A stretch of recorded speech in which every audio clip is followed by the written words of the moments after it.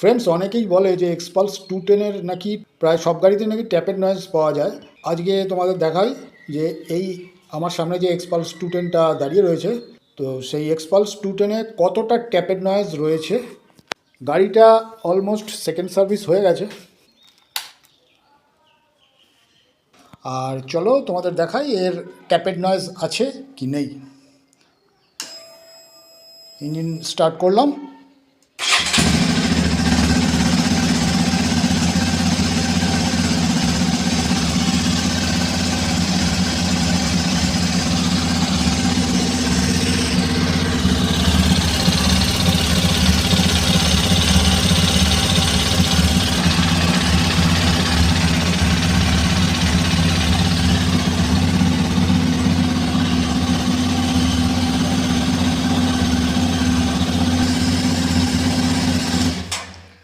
That's it.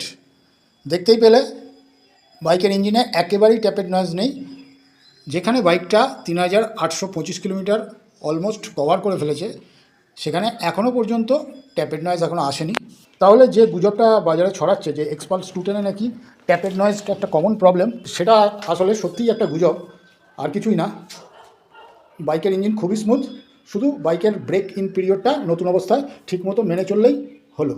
তাহলেই দেখবে তোমাদের বাইকে ইঞ্জিন অয়েল লিকেজ প্রবলেম বা ট্যাপের নয়েজ এই সমস্ত কোনো প্রবলেমই আসবে না। তো এই ধরনেরই ইনফরমেটিভ ভিডিও পেতে গেলে চ্যানেলটাকে সাবস্ক্রাইব করো। দেখা হচ্ছে পরের ভিডিওতে। Good bye.